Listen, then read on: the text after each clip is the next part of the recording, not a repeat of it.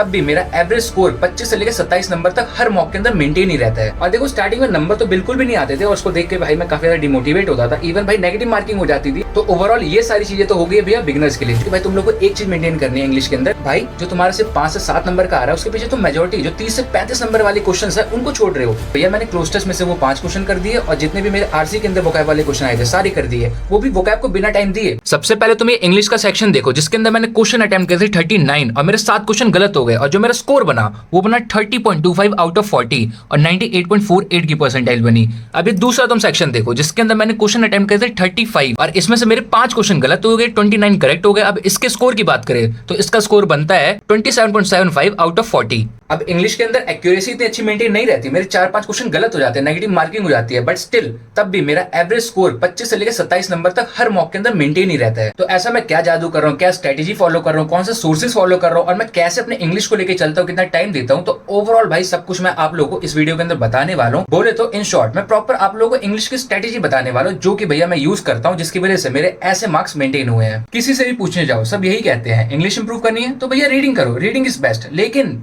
मैं यहाँ पे ऐसा नहीं कहूंगा। हाँ no doubt reading is the master key to improve your English, लेकिन जब उसको तुम स्ट्रेटेजिकली उसको एक प्रॉपरली वे में यूज करोगे तो वो सारी चीजें आज मैं डिकोड करके तुम लोगों के सामने रखने वाला हूँ। तो सबसे पहले ये देखो हमारे एग्जाम्स के लिए इंग्लिश का स्ट्रक्चर ये रहता है, एक पार्ट रहता है ग्रामर, दूसरा रहता है कॉम्प्रिहेंशन जिसको रीडिंग भी कहते हैं और थर्ड रहती है वोकैबुलरी। अब ग्रामर के अंदर सबसे पहले हमारे आते हैं एरर डिटेक्शन वाले क्वेश्चन, मतलब एरर स्पॉटिंग वाले, एंड उसके बाद कॉलम बेस्ड वाले आते हैं जिसको हम कॉलम जो ए बी होते हैं उसको मैच करते हैं, और तीसरे होते हैं हमारे फ्रेज रिप्लेसमेंट वाले, रीअरेंजमेंट नहीं, जिसको हम रिप्लेस करते हैं कि हाँ इसमें ग्रामेटिकली कौन सा सही रहेगा। देन कॉम्प्रिहेंशन वाली पार्ट पे आए तो यहाँ पे रहते हैं हमारे आरसीज जो सबसे मेन रहती है, एंड इसके अलावा फिर हमारे आते हैं पैरा जंबल्स और फ्रेज रीअरेंजमेंट जिसको ABCD करके दिया रहता है, उसको रीअरेंज करके हम एक प्रॉपर सेंटेंस बनाते हैं। देन आती है वोकैबुलरी, आपको पता ही है एंटोनिम, सिनोनिम, और जिसको लेके आप काफी ज्यादा परेशान रहते हो। अब देखो ये स्ट्रक्चर समझाना काफी ज्यादा जरूरी था क्योंकि ये वीडियो मैं टारगेट करके चल रहा हूँ कि जो बिल्कुल बिगिनर है तो उनको भी समझ में आए और जिनके भाई मार्क्स कम आ रहे हैं तो उनको भी समझ में आए। तो मैं दोनों चीज को बैलेंस करते हुए चलूंगा ताकि तुम बेसिक से भी अपनी प्रिपरेशन कर सको और तुम अपने मॉक्स के अंदर मार्क्स भी बढ़ा सको। तो ये चीज क्लियर करनी जरूरी थी। तो सबसे पहले हम आते हैं बिगिनर वाले फेस में कि जो भैया बिगिनर है तो उनको कैसे प्रिपरेशन स्टार्ट करनी है अपनी, लाइक कौन से सोर्सेस फॉलो करने हैं, क्या चीज पहले पढ़नी है। तो चलो थोड़ा फ्लैशबैक में चलते हैं। जब मैंने अपनी प्रिपरेशन स्टार्ट करी थी सोचा था कि चलो भाई मैं भी बैंकिंग के लिए पढ़ता हूँ, तब मैंने कैसे क्या स्टार्ट करा था वो चीज तुम लोगों के साथ मैं शेयर करता हूँ। तो जैसे कि मैं CBSE से पढ़ा हूँ और वही वाला सीन था कि भैया इंग्लिश बोली नहीं आती थी, हिंदी लिखनी नहीं आती थी, तो सेम लेवल में लेके चल रहा हूँ कि हाँ तुम लोगों का भी सेम होगा कि मतलब टेंस पता है, वर्ब पता है, नाउन प्रोनाउन थोड़ा बहुत पता है, थोड़े बहुत रूल्स वगैरह भी कहीं ना कहीं याद ही रहेंगे क्योंकि पहले पढ़ा था,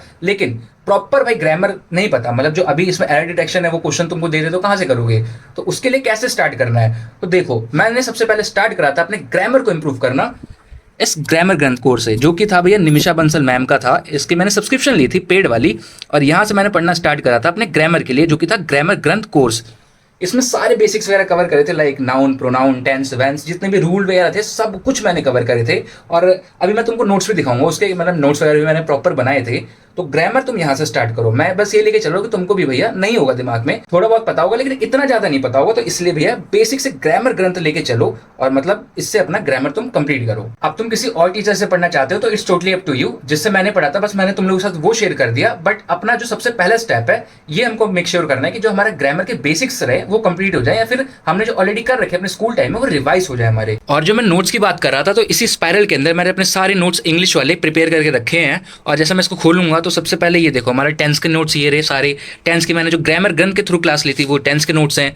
फिर दूसरे टॉपिक पे हम जाएंगे तो ऊपर मैंने इसे स्पाइरल करके इसको सारा डिवाइड कर रखा था ताकि फटाफट से मैं खोल सकूं। अभी देखो एक्टिव पैसिव वॉइस, एंड इसके अलावा अगर हम दूसरे टॉपिक पे अगर जाएंगे तो सारा मतलब बेसिक्स मैंने इसके अंदर लिखा हुआ था। ये देखो मॉडल, ऑक्सिलरी वर्ब्स, देन आ जाती है अपनी नरेशन, एंड लाइक ऐसे सारे हमारे प्रोनाउन, नाउन वगैरह बहुत सारे इसके अंदर मैंने सारे एक एक देखो एडजेक्टिव्स, तो सब कुछ मैंने पूरे नोट्स इसके अंदर प्रिपेयर करके रखे थे और इससे मैंने भाई 2-3 बार रिवाइज भी कर रखा है। अब ये तो हो गया तुम्हारा ग्रामर वाला पार्ट कवर, और इसके बाद जो मेन चीज आती है वो है डेली बेसिस पे एडिटोरियल।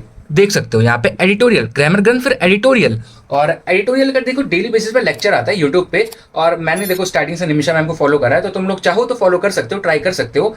और तुमको डेली बेसिस पे अपने ग्रामर गन के साथ साथ तुमको एडिटोरियल रीडिंग भी लेके चलना है। अब स्टार्टिंग में ऐसे लेक्चर ही रिकमेंड करूंगा, लेक्चर ही करना, और एडिटोरियल को दिन में 2 बार करना। एक तो देखो लेक्चर के साथ देख लिया, उसके साथ वोकैब वगैरह आई उसको पढ़ लिया और रीडिंग वगैरह कर लिया, और दूसरे बार खुद से तुम पीडीएफ लेके बैठो, खुद से रीड करने का ट्राई करो। ऐसा करोगे तो भैया 2 बार रिवाइज हो जाएगा, और जो एडिटोरियल रीडिंग रहेगी वो तुम लोग को थोड़ा जल्दी आ जाएगी। फिर इसके बाद तुम्हें शुरू कर देना है परफेक्शन का लेक्चर, और परफेक्शन का लेक्चर क्या होता है वो तुम्हें मैं बताता हूँ।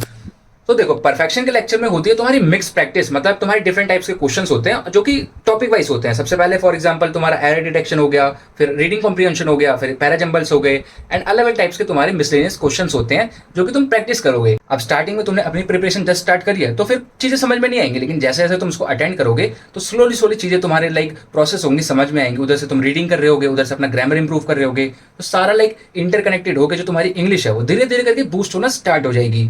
तो परफेक्शन तो देखो भैया निमिषा मैम ही प्रोवाइड करती है, और लाइक बहुत सारे लोग फॉलो कर रहे हैं, और काफी अच्छी चीज है, इफेक्टिव है। बस उसको प्रॉपर्ली और कंसिस्टेंटली करते रहना, और धीरे धीरे करके तुमको इंप्रूवमेंट अपने आप दिख जाएगी। और बात रही वोकैबलरी की, तो देखो वोकैबलरी के लिए तुम लोगों को मैं ये रिकमेंड करूंगा कि डेली बेसिस पे जो तुम एडिटोरियल रीडिंग करोगे, एडिटोरियल पढ़ रहे होगे, और जो उसकी पीडीएफ तुम लोगों को टेलीग्राम पे मिला करेगी, तो उसके अंदर भैया इनफ तुम्हारी वोकैब डेली की कवर हो जाए करेगी। बस उन्हीं वोकैब को तुम प्रॉपर्ली भैया पढ़ लेना, एक बार उसको रिसाइट कर लेना। एक बार क्या, जैसे तुम्हारा, जैसे मैंने तुम लोग को बोला है कि एडिटोरियल तुम 2 बार करोगे, एक दिन में और एक रात में बैठ के पीडीएफ से खुद पढ़ोगे, तो तुम्हारी वोकैब भी 2 बार रिवाइज हो जाएगी, तो वो इनफ है। तुमको और ज्यादा सोर्सेज ऐड करने की जरूरत नहीं है। कम सोर्सेज फॉलो करो लेकिन इफेक्टिवली करो, ताकि भैया अच्छे से आ जाए चीजें। अब ये और ये मिला के हो गए भैया, तुम चीजें सीख रहे हो, तुम बेसिक सीख रहे हो, और उसके बाद में टीचर के साथ प्रैक्टिस कर रहे हो। लेकिन भैया खुद भी तो प्रैक्टिस करोगे, खुद भी तो कुछ एफर्ट डालोगे, तो उसके लिए मैंने क्या सोर्स फॉलो करा था या मैंने क्या स्ट्रेटेजी अपनाई थी वो तुम लोगों के साथ मैं शेयर करता हूँ। तो उसके लिए मैं क्या करता था कि मैंने स्लोली स्लोली इंग्लिश के भैया सेक्शनल मॉक देने स्टार्ट कर दिए थे। और देखो स्टार्टिंग में नंबर तो बिल्कुल भी नहीं आते थे, और उसको देख के भाई मैं काफी ज्यादा डिमोटिवेट होता था, इवन भाई नेगेटिव मार्किंग हो जाती थी। तो वो चीजें चलेंगी, स्टार्टिंग में ऐसा होगा, बट तुमको भाई कंसिस्टेंट वो भी करते रहना है, और लाइक चीजें सीखो, सेक्शन मॉक में आके अप्लाई करो, और फिर धीरे धीरे तुम्हारा जो इंप्रूवमेंट है वो देखने को मिलेगी। क्योंकि भाई मैं सबूत हूँ, मैंने ये सेम चीज करी है। नेगेटिव में मेरे भाई माइनस में नंबर आते थे, और अब देखो जो तुम्हारे सामने है लाइक 25, 27, 30 नंबर तक आ जा रहे हैं। तो लाइक डेली कंसिस्टेंट बेसिस पे करोगे तो आराम से होगा। एंड उसके साथ साथ तुम यहाँ से सेक्शन मॉक से ही प्रैक्टिस करोगे, मॉक्स दो, और उसके साथ चाहो तो भैया पीवाईक्यूज भी कर सकते हो, जिसके लिए मैंने स्पेसिफिक बुक मंगाई थी। अब बुक नाम भी मंगाओगे तो चलेगा, काफी सारी जगह से सोर्सेस मिल जाएंगे। और ये चेकलिस्ट आती है, इसको मैं ऑप्शन में रख रहा हूँ, क्योंकि ये चीज मैंने फॉलो करी थी। जब मेरे सेक्शन मॉक में भी नंबर कम आ रहे थे तो मैं एक्स्ट्रा लाइक क्वेश्चंस उठा के प्रैक्टिस करता था। तो ये तुम लोग के ऊपर है, अगर तुम प्रैक्टिस करना चाहो तो ठीक है, वरना नहीं भी चलेगा। और पीवाईक्यूज के लिए जैसे मैंने बोला, बुक मैंने मंगाई थी पीवाईक्यू की, इंग्लिश के लिए स्पेसिफिक, और चेकलिस्ट आती है निमिषा मैम की ही आती है, टेलीग्राम पे देखने को मिल जाती है। और मैं भी अपने टेलीग्राम अंकुर हेयर 1 पे डेली शेयर करता रहता हूं। तो अगर तुम लोगों ने अभी तक टेलीग्राम चैनल ज्वाइन नहीं करा है तो लिंक डिस्क्रिप्शन में जाके ज्वाइन कर लो। वहां पे भैया काफी अच्छा खासा फ्री मटेरियल तुम लोगों को मैं देता रहता हूँ, और जो भी सोर्सेज मैंने फॉलो करे थे, बेशक वो इंग्लिश, रीजनिंग, क्वांट्स, किसी भी सब्जेक्ट के हों, सब डेली बेसिस पे मैं शेयर करता रहता हूँ। तो जाओ, और काफी फायदे की चीजें मिलती हैं। तो ओवरऑल ये सारी चीजें तो हो गई भैया बिगिनर्स के लिए, जिन्होंने अभी अपनी प्रिपरेशन स्टार्ट करी है, तो वो ये सारी चीजें अप्लाई करेंगे, इंप्रूवमेंट आराम से देखने को मिल जाएगी। और अब अगर हम बात करें उनके लिए जो भैया इंटरमीडिएट पे हैं, लाइक मेरे ऐसे हैं जो प्रिपेयर कर रहे हैं काफी टाइम से, बट स्टिल इंग्लिश के अंदर मार्क बिल्कुल भी नहीं इंप्रूव हो रहे, जितना वो मॉक देने जाते हैं उतना उल्टा उनका नेगेटिव होकर और कम हो जाता है। तो उनको देखो, एक चीज मैं कहूंगा कि भाई तुम लोग को एक चीज मेंटेन करनी है इंग्लिश के अंदर, कि एक्यूरेसी मेंटेन करो। क्वेश्चन तुम्हारे for example SBI PO pre था, अब मैं मॉक के अंदर भी 40 से 40 क्वेश्चन कर देता था, लेकिन जब मैंने वहां पे जाके एग्जाम दिया, प्रॉपर एग्जाम के उसमें बैठा, तो मैंने सिर्फ 32 क्वेश्चन अटेम्प्ट करे। क्यों?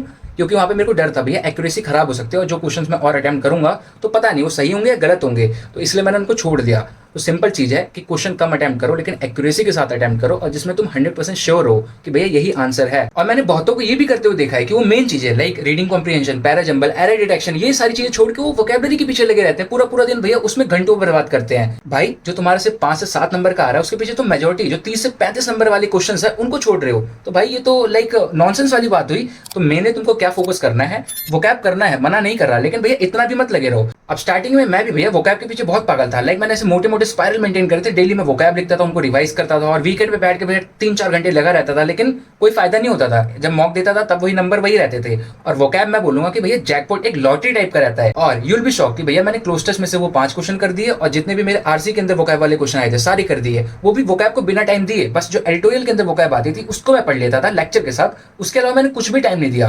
तो भैया वोकैब वाला जो पार्ट रहता है वो तुम्हारा लॉटरी रहता है, तुम इतने सारे वर्ड्स होते हैं, लाखों वर्ड्स होते हैं, तुम उसको याद नहीं कर सकते, बस डेली बेसिस पे देखते हुए चलना चला करो कि जो तुम्हारा लाइक सामने आ जाए, वो 2-4 वर्ड के मीनिंग याद हो जाए, उससे कनेक्ट करके और थोड़े याद हो जाए, तो कुछ वर्ड याद रहेंगे सिलेक्टिव वाले। तो इंग्लिश में अगर अच्छे लेवल का एग्जाम आया, मतलब ठीक ठीक लेवल का एग्जाम आया, तो तुम वहाँ पे अटेम्प्ट कर सकते हो। तो इसीलिए वोकैब के पीछे पागल नहीं हो जाना। जो तुम्हारा मेजोरिटी पार्ट है, जैसे कि मैंने बोला, reading comprehension, parajumble, error detection, उसके अलावा बहुत सारे क्वेश्चंस होते हैं, तो उस पर फोकस करो। और अगली चीज करनी तुम्हें प्रैक्टिस, जितना हो सके उतना प्रैक्टिस करो भाई। सेक्शनल मॉक्स जो सबसे बेस्ट है वो प्रैक्टिस का सोर्स। अब उसमें अगर नेगेटिव मार्किंग आ रही है, तुम भाई उसको देख के थोड़ा सा डिमोटिवेट हो रहे हो, तो उसको छोड़ो, क्वेश्चंस उठाओ, प्रैक्टिस करो। और देखो भाई, बंदे ये भी नहीं मानते। फॉर एग्जाम्पल, जैसे मेरा ग्रामर वाला पार्ट थोड़ा सा वीक हो गया था, क्योंकि मैंने काफी ब्रेक ले लिया था, तो उसके चक्कर में मैंने भाई काफी लगा रहा, मैंने 120 रूल्स ऑफ जो ग्रामर थे उसको रिवाइज करा, थोड़ा सा लाइक अपने नोट्स वगैरह भी देखे, तो ठीक ठाक लेवल के क्वेश्चन मैं अपने पेपर में कराया था।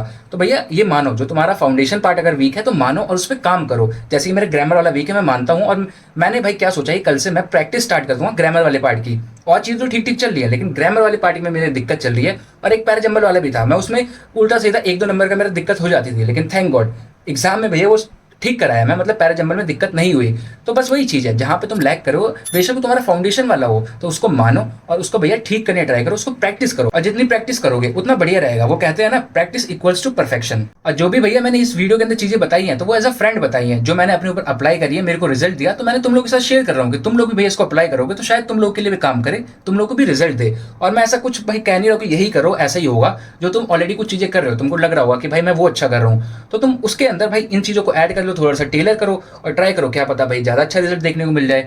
तो बस यही कहूँगा कि भैया मैं कोई ज्ञान देने वाला लाइक टीचर नहीं हूँ, मैंने चीज़ें अपने ऊपर अप्लाई करी हैं, तो एज अ फ्रेंड मैं तुम लोगों के साथ भी शेयर कर रहा हूँ। वो हम अपने दोस्तों को भी भाई कभी कभी गाइड करते हैं ना कि यार ये चीज़ मैंने करी थी, मेरे ऊपर काम करिए, काम को तू भी कर, शायद तेरे ऊपर भी काम कर जाए। तो बस वही वाला केस है। सो या यही थी ओवरऑल वीडियो, जिसके अंदर भैया मैंने बिगिनर के लिए और जो इंटरमीडिएट है, जिनके भैया इंग्लिश में कम मार्क्स आ रहे हैं, सबकी मैंने चीज़ें क्लियर कर दी हैं। और जैसे कि मैंने बताया क्या क्या सोर्सेज फॉलो करें, सब कुछ मैंने बता दिया। और लाइक स्टडी मटेरियल के लिए, स्टडी सोर्सेज के लिए टेलीग्राम चैनल ज्वाइन कर लो, वहाँ पे सब कुछ देखने को मिल जाएगा।